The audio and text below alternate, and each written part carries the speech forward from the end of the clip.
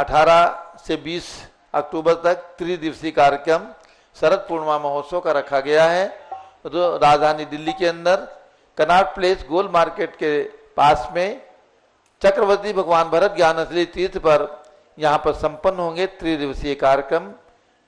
और कल 18 तारीख को दोपहर में 2 बजे से 5 बजे तक, 19 तारीख को 2 बजे से 5 बजे तक, 20 तारीख शरद पूर्णिमा के दिन प्रातः 6 बजे से और 7 बजे से और दोपहर में 2 बजे से प्रातःकाल दिगंबर साधु वात्सल्य सम्मेलन, जिसमें अनेक आचार्यगण, मुनिगण, आर्यिकागण यहाँ पर पधार कर लगभग 40 संत यहाँ पर विराजमान होकर के भगवान भरत स्वामी का अभिषेक देखेंगे और अपना उद्बोधन प्रदान करेंगे। उन सभी संतों की यहाँ पर पाद पूजा, पाद प्रक्षाल और अष्टद्रव्य से पूजा होगी। उसके पश्चात सभी संतों के, आचार्यों के संबोधन, उद्बोधन प्राप्त होंगे। दोपहर में विनयाञ्जलि सभा पूज्यगण्य ज्ञानमती माता जी के 88वें जन्म जयंती के शुभ अवसर पर पाद प्रक्षाल, शास्त्र भेंट, पिच्छी भेंट, कमंडलू भेंट और विनयाञ्जलियाँ, ये कार्यक्रम दोपहर में 2 बजे से 20 तारीख को। तो 18, 19 और 20 को दोपहर में 2 बजे से पारस चैनल जरूर खोलें और जो लोग यहाँ साक्षात आकर के कार्यक्रम में सम्मिलित होना चाहते हैं वे भी आएँ। और 20 तारीख को प्रातःकाल और प्रतिदिन प्रातः 6 बजे से पारस चैनल पर आप देख रहे हैं कार्यक्रम।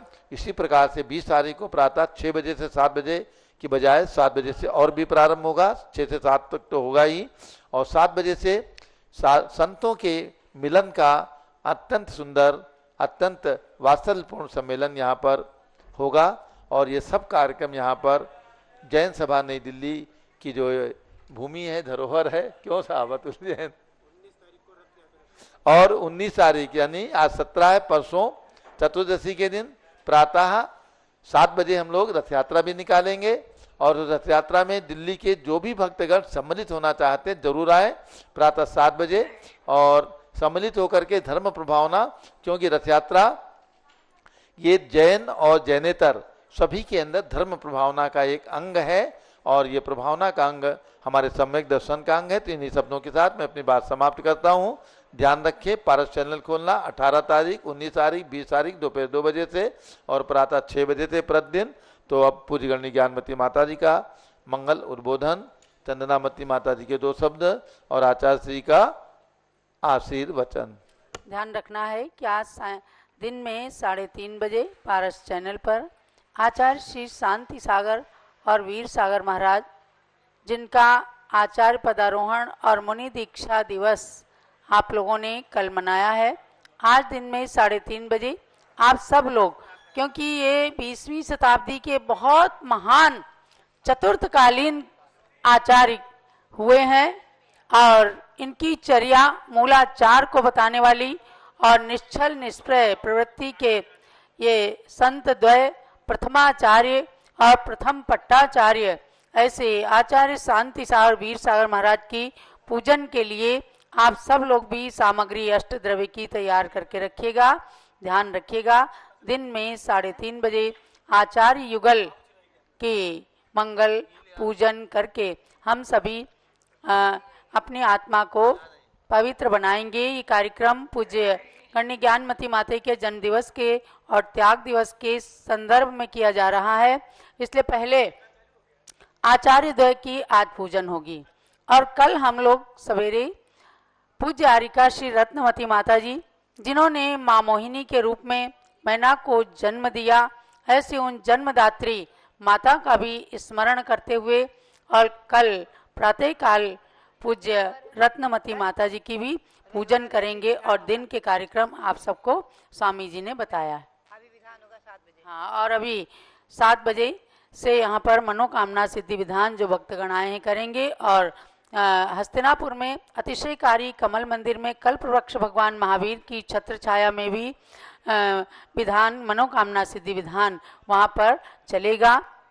तो आप सब लोग यहाँ के विधान में जो यहाँ आए हैं सम्मिलित होंगे। ओम नमः नमः सिद्धेभ्यः ओम नमः सिद्धेभ्यः ओम नमः सिद्धेभ्यः ओम नमः सिद्धेभ्यः ओम नमः सिद्धेभ्यः ओम नमः सिद्धेभ्यः ओम ह्रीं श्री ऋषभदेवाय नमः ओम ह्रीं श्री ऋषभदेवाय नमः ओम ह्रीं विश्व शांतिकराय श्री ऋषभदेवाय नमः ओम ह्रीं विश्व शांतिकराय श्री ऋषभदेवाय नमः ओम ह्रीं चांद्री चर्या प्रकाशकाय प्रथम तीर्थंकर श्री ऋषभदेवाय नमः ओम ह्रीं चांद्री चर्या प्रकाश का प्रथम तीर्थंकर श्री ऋषभदेवाय नमः। अब आप आज भगवान शांतिनाथ का स्मरण करेंगे। विराजमान भगवान शांतिनाथ। ओम ह्रीं श्री शांतिनाथ कुंतनाथ अरेनाथ तीर्थंकरेभ्यो नमः। ओम ह्रीं श्री शांतिनाथ कुंतनाथ अरेनाथ तीर्थंकरेभ्यो नमः। ओम ह्रीं मनोकामना सिद्धिकारक श्री महावीर स्वामिने नमः। ओम ह्रीं मनोकामना सिद्धिकारक श्री महावीर स्वामिने नमः। ओम ह्रीं चक्रवर्ती भरत स्वामिने सिद्ध परमेष्ठिने नमः। ओम ह्रीं चक्रवर्ती भरत स्वामिने सिद्ध परमेष्ठिने नमः। ओम ह्रीं श्री शांति सागराचार्य परमेष्ठिने नमः। ओम ह्रीं श्री शांति सागराचार्य परमेष्ठिने नमः। हर रविवार को जो जल मंत्रित करने का मैं मंत्र बोलती हूँ, आप लोग जल मंत्रित कर सकते हैं। महामारी कोरोना आदि से बचने के लिए, अपनी सुरक्षा के लिए जल को मंत्रित करके पिएंगे। ओम ह्रीं वरम नमो आमो सैपत्ताणम। ओम ह्रीं वरम नमो खेलो सैपत्ताणम। ओम ह्रीं वरम नमो जलो सैपत्ताणम। ओम ह्रीं वरम नमो विपो सैपत्ताणम। ओम ह्रीं वरम नमो सबो सैपत्ताणम। दम जलम अमृतम भवतु भवतु स्वाहा। ओम ह्रीं वरम नमो आमो सैपत्ताणम। ओम ह्रीं वरम नमो खेलो सैपत्ताणम। ओम ह्रीं वरम नमो जलो सैपत्ताणम। ओम ह्रीं वरम नमो विपो सैपत्ताणम। ओम ह्रीं वरम नमो सबो सैपत्ताणम। इदं जलम अमृतम भवतु भवतु स्वाहा। ओम ह्रीं वरम नमो आमो सैपत्ताणम। ओम ह्रीं वरम नमो खेलो सैपत्ताणम। ओम ह्रीं वरम नमो जलो सैपत्ताणम। ओम ह्रीं वरम नमो विपो सैपत्ताणम। ओम ह्रीं वरम नमो सबो सैपत्ताणम। इदं जलम अमृतम भवतु भवतु स्वाहा। अब सरसों मंत्रित कर सकते हैं। आप सरसों मंत्रित करें जो अपने घर के चारों तरफ डाल दें और अपने प्रतिष्ठान आदिकों में भी उस सरसों का छेपड़ करें जिससे सुरक्षा रहे। ओम नमो रते सर्वम रक्ष रक्ष होम फट स्वाहा। ओम नमो रते सर्वम रक्ष रक्ष होम फट स्वाहा। ओम नमो रते सर्वम रक्ष रक्ष होम फट स्वाहा। ये हुआ रक्षा मंत्र। आज रविवार के उपलक्ष्य में अभी 7 बजे से विधान शुरू होगा। आज मैं आपको ले चलूँ आचार्य श्री शांता जी महाराज एवं वीरसा जी महाराज का गुणानुवाद हम कर रहे हैं। उसमें एक विशेष संस्मरण जो स्मरण में आया, आचार्य श्री शांता जी महाराज सत्संग जब उत्तर प्रदेश में आए हैं तो यहाँ विहरण करते हुए धौलपुर राजा खेड़ा, ये आगरा के निकट पड़ता है। आप देखें कैसा संघ और कैसे किसी प्रकार से आचार्य श्री उपसर्ग विजेता हुए हैं। दिनांक 6 जनवरी 1930 की घटना है। 6 जनवरी 1930 संघ धौलपुर स्टेट के राजाखेड़ा शहर में पहुंचा। राजाखेड़ा शहर है, वहां पहुंचा। 3-4 दिन तक खूब अच्छी प्रभावना हुई।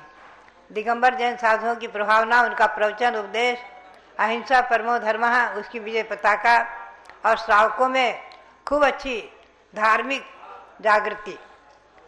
ये धर्म प्रभावना ऐसा होता है, देखा जाता है, ये कुछ परंपरा है। चतुर्थ काल में भी ऐसे लोग रहे हैं जो जैन धर्म की प्रभावना और दिगंबर मुनियों को नहीं सहन कर पाते हैं। दिगंबर जैन मुनियों के प्रति उनकी भावनाएं दूषित हो जाती हैं।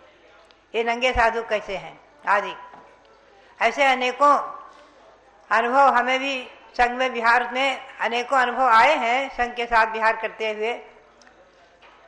तो ये तो बहुत अच्छी एक महत्वपूर्ण घटना है। आचार्य श्री की सूझबूझ और उनके विशेष महिमा की बात मैं आपको बता रही हूँ। तो एक दिन सहसा आचार्य श्री ने सुबह ही अपने सब साधुओं को कह दिया। अकस्मात कोई चर्चा नहीं थी, कोई बात नहीं थी, कोई कुछ गांव में शहर में कोई बात ही नहीं थी, केवल कुछ विद्वेषी निंदा कर रहे थे। आचार्य श्री ने सहसा कह दिया संघ को कि आज सभी संघ के साधु बहुत ही जल्दी आहार कर कर के आ जाएंगे। कोई नियम लेकर व्रत पर संख्या लेकर घूमेंगे नहीं। सब जल्दी जल्दी पड़गहान होने के बाद जल्दी जल्दी आहार कर कर के और 9 बजे 9:30 बजे तक सब वापस आ जाएं। सब साधु आ गए आहार करके, और आचार्य श्री का भी आहार भी निकट ही हुआ था।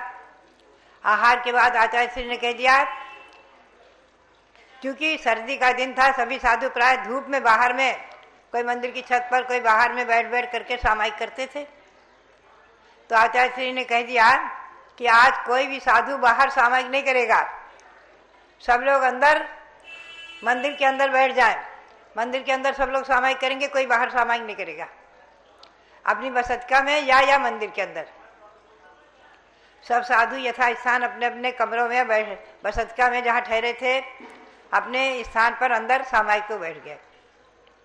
एकदम आकस्मिक 11 बजे लगभग बहुत ही कुछ लोग, लगभग 500 लोग हाथ में भाला वगैरह लेकर के और हाथ में लाठी और डंडा लेकर के एकदम घुस आए आक्रमण करते हुए, और बहुत जोरों से हल्ला बोल हुआ।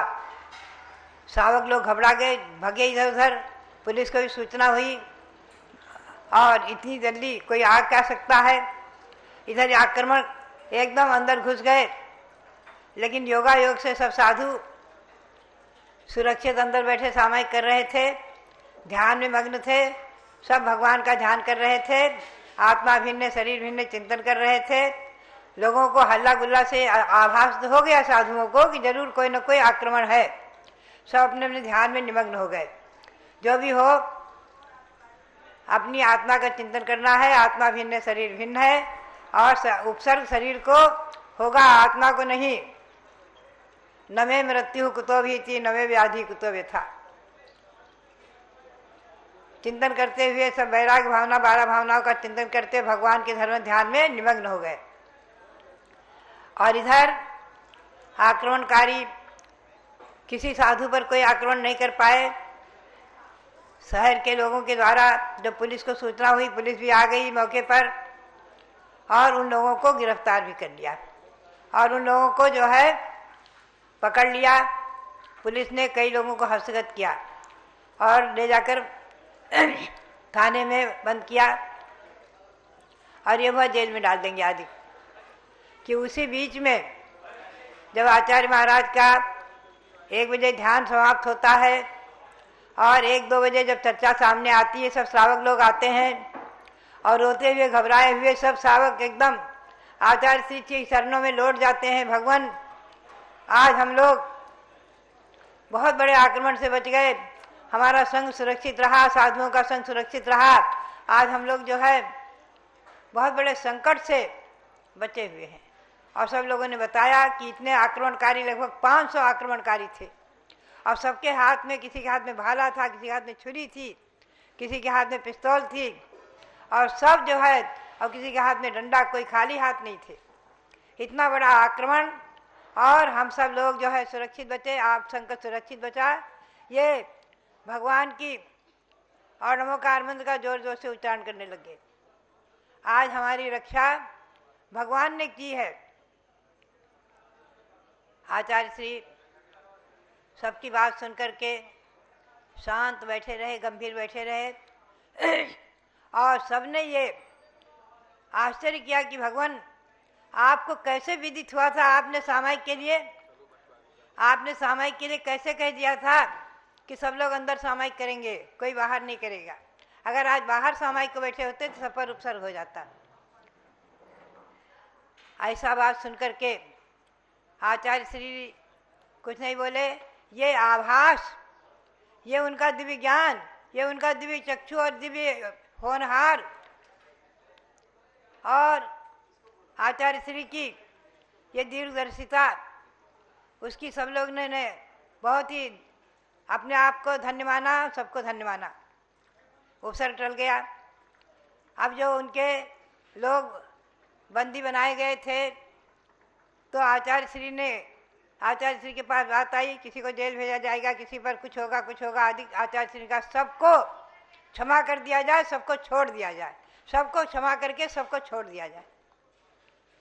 आचार्य श्री की ऐसी वाणी सुनकर श्रावक लोग घबराए भी, बोले इन लोगों को छोड़ देंगे फिर कहीं उपसर्ग कर सकते हैं, लेकिन फिर भी आचार्य श्री की आज्ञा थी कुछ भी नहीं, जो भी हो सबको छोड़ दिया जाए, सबको मेरी तरफ से क्षमा कर दिया जाए, सबको क्षमादान दिया जाए, सबको दयादान, करुणादान, क्षमादान दिया जाए, किसी को रत्ती भर मारा पीटा न जाए, किसी को कोई भी कष्ट न दिया जाए। आचार्य श्री की क्षमा और इस महानता का प्रभाव उन सब आक्रमणकारियों पर बहुत पड़ा, और वो सब जो है बाद में उन साधुओं की प्रशंसा करने लग गए, छोड़े गए। तो बात यही है कि ये दिगंबर जैन साधुओं की चर्या और क्षमा भावना और ये दीर्घदर्शिता आदि आचार्य श्री के संस्मरण से याद करते हैं तो रोमांच होता है। ऐसे अनेकों संस्मरण हैं।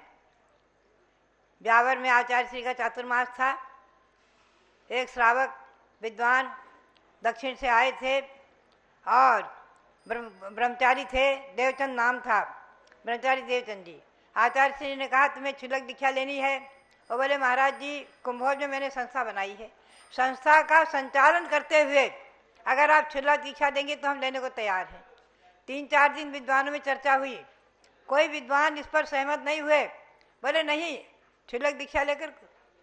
आचार्य श्री ने कहा क्षुल्लक दीक्षा लेकर संस्था के संचालन में कोई बाधा नहीं है, धार्मिक संस्था का संचालन है, कर सकते हैं। और उन्हें क्षुल्लक दीक्षा देकर के उनका नाम रखा समंत भद्र, और उन्होंने कुंभोज में बहुत दिनों तक क्षुल्लक दीक्षा में संस्था का संचालन किया है।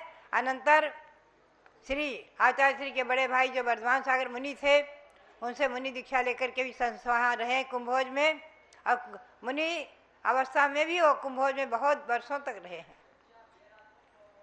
और हम लोगों से भी उनका प्रत्यक्ष तो अनुभव नहीं आया, प्रत्यक्ष परिचय नहीं हो पाया, परोक्ष में उनके द्वारा कई एक बातें हम लोगों को ज्ञात होती रही हैं और हमारा उनका संपर्क रहा है।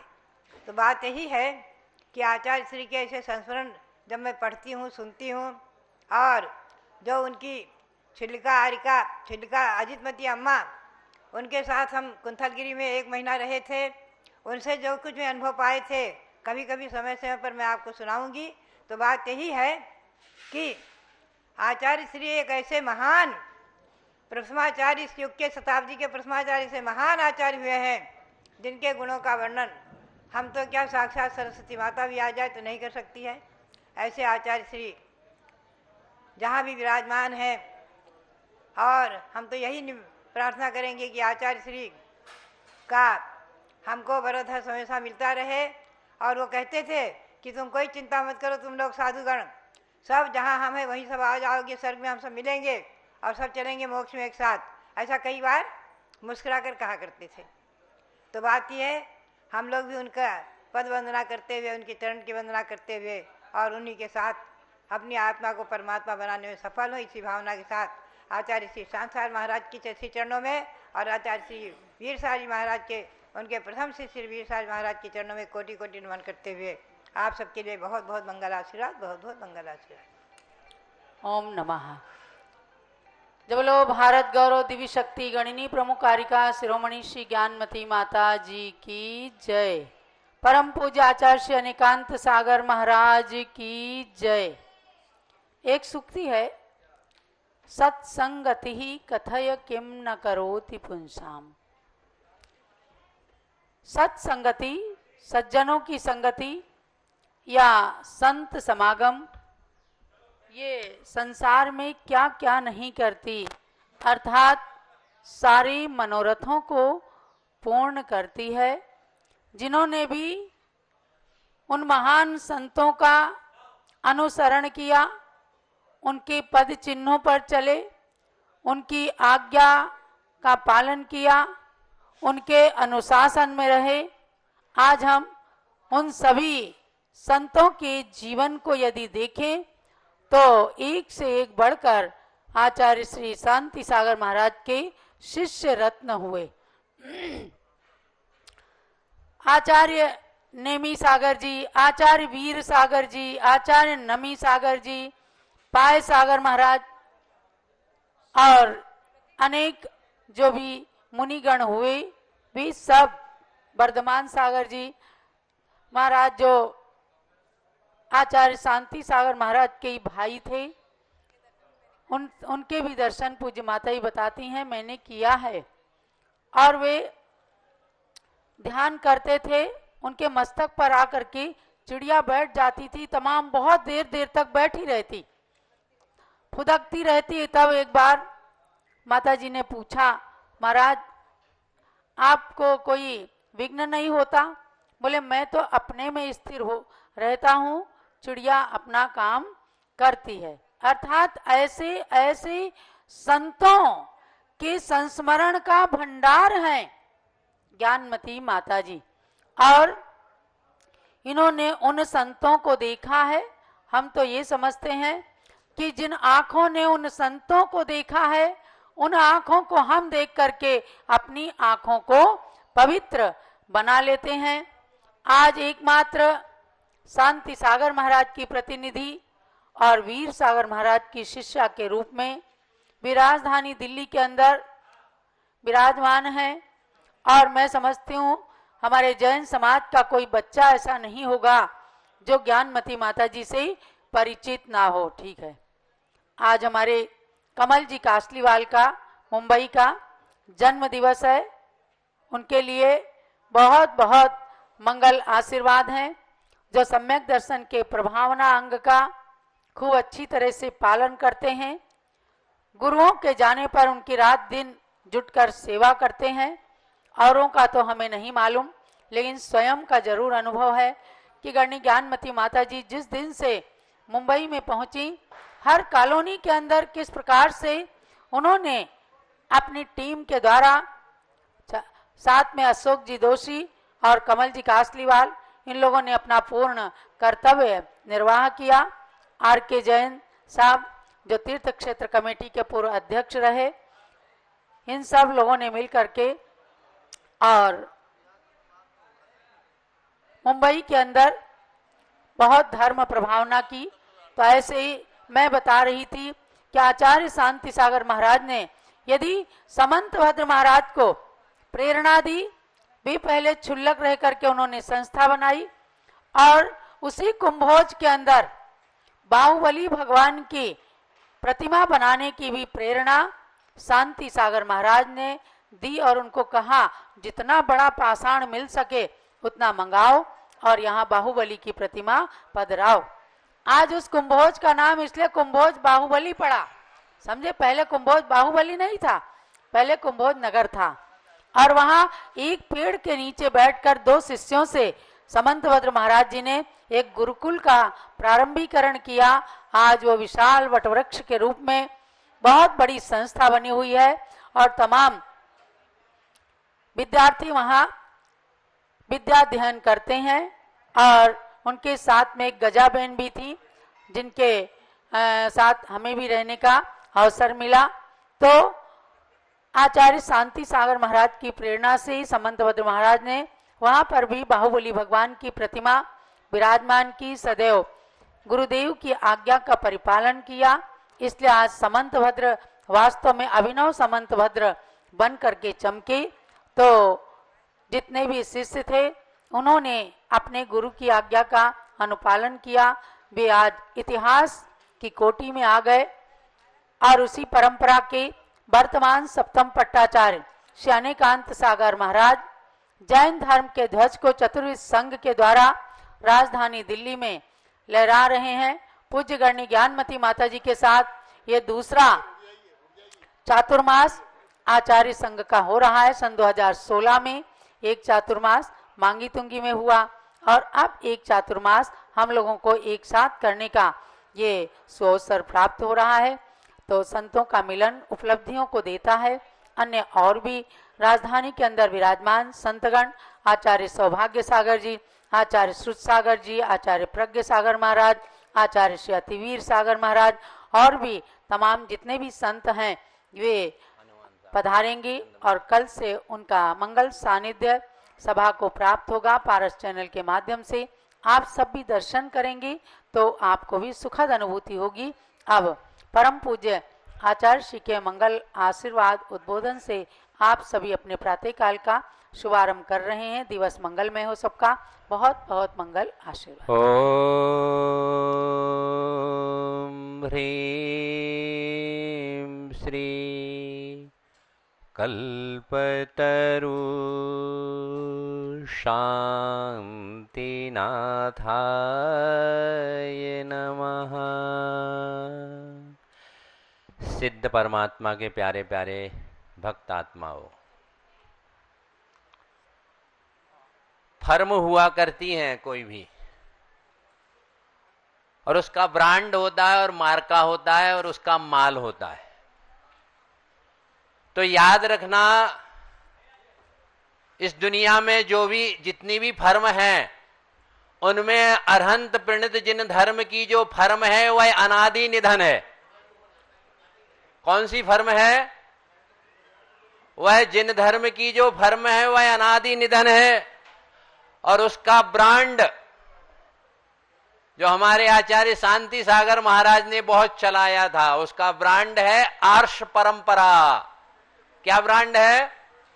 और उसका मार्का क्या है? मार्का भी है और उसका माल जो है आज भी है। और ओल्ड गोल्ड माल हमारे माता जी हैं। उस फर्म का कुछ माल पर परिवर्तन होता है, परिवर्धन और परिवर्तन संसार में होता ही है। तो हम लोग जो भी हैं सब उसी फर्म के हैं। हमारी जो फर्म है एक ही है, अनादिन काल से चली आ रही है और अनंत काल तक चलती रहेगी। धर्मात्मा भी रहेंगे और धर्म भी रहेगा। आज भी मोक्ष मार्ग है और मोक्ष मार्गी आज भी हैं, पंचम काल के अंत तक रहेंगे और अनंत काल तक रहेंगे। इसलिए महान आत्माओं, हमारी कंपनी का माल खरीदो महान आत्माओं, बहुत फायदे में रहेंगे। इस माल को जिसने चॉइस किया है उसकी जीवन में परमानंद आ गया है जी। ये माल हर कोई नहीं खरीद सकता है। डायमंड हर कोई खरीदता है क्या? हर कोई पहनता है क्या? ऐसे अरहंत प्रणीत जिन धर्म का जो माल है,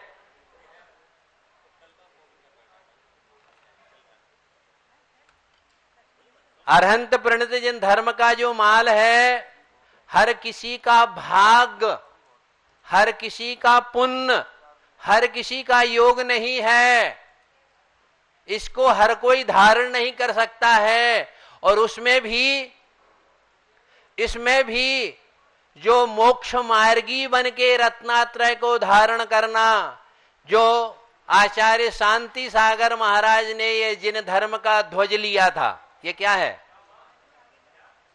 ये जिन धर्म का ध्वज है, चिन्ह है, अरहंत मुद्रा को जिन्होंने धारण किया, मोक्ष मार्ग में चलना ये दुनिया में बहुत दुर्लभ है। इसलिए व्यक्ति को, किसी के हम स्वभाव को तो नहीं बदल सकते, किसी के हम भाग्य को तो नहीं बदल सकते हैं, लेकिन यदि हमारा हम स्वभाव बदल लें तो निश्चित है जिसका स्वभाव बदलता है उसका भाव बदलेगा। हम निश्चित चाहते हैं, सामने वाले को बदलना चाहते हैं और अपने अनुकूल करना चाहते हैं। ये प्रत्येक व्यक्ति की थिंकिंग और ये मनोधारणा और भावना हुआ करती है। यदि सामने वाला नहीं बदल रहा है तो क्या करो? सास सोचती है कि बहू आएगी मैं तो बदल दूंगी, और बहू सोचती है। इसलिए सामने वाला बदले या ना बदले, हम बदल सकते हैं। हम सुधरेंगे तो दुनिया सुधरेगी। और हमारा जैन फिलॉसफी कहता है पहले स्वयं का कल्याण करो, उत्तमा स्वात्म चिंता स्यात्। तो इसलिए जो उपलब्ध है उसे ही जीवन की उपलब्धि मान लीजिएगा, तभी जीवन में शांति से रह पाएंगे और आनंद की अनुभूति कर पाएंगे। अन्यथा नसीब तो बदला नहीं जा सकता है। किसी का नसीब तो बदला नहीं जा सकता, लेकिन नेचर बदलो। अपने स्वभाव में हम और आप क्या करते हैं, सामने वाले के दोषों का ही अवलोकन करते हैं। कृपया आप ऐसा भी सोचिए, सामने वाले ने निश्चित है आपका सर्वेंट हो या आपकी पत्नी हो या आपका भाई हो या आपका शिष्य हो, निश्चित है उसने आपके 95% आपकी बात तो मानी है, 5% नहीं मानी। तो जीवन में समझौता, समझदारी और समय का सदुपयोग, ये 2-3 महान सूत्र हैं। समझौता करना ही पड़ेगा जीवन में, कभी कभी समझदारी करना ही पड़ेगा। अब बारिश आ गई तो समझौता करना पड़ेगा। समझदारी का जीवन में हर समय उपयोग करना पड़ेगा। यदि हम समझदारी नहीं करेंगे तो बिजनेस में भी सक्सेस नहीं हो सकते और मोक्ष मार्ग में। और समझौता तो जीवन में भगवान से भी करना पड़ता है और करना ही पड़ता है। 11 दिन में हमने भगवान से समझौता नहीं किया, परमानंद की और भगवान के पीछे पड़ जाओ, मेरा तो सिद्धांत है। जैसे किसी को भूत लग जाता है तो क्या होता है, उसके पीछे पड़ जाता है। ऐसे भगवान के प्रति उनकी भक्ति करने के लिए बिल्कुल पीछे पड़ जाओ,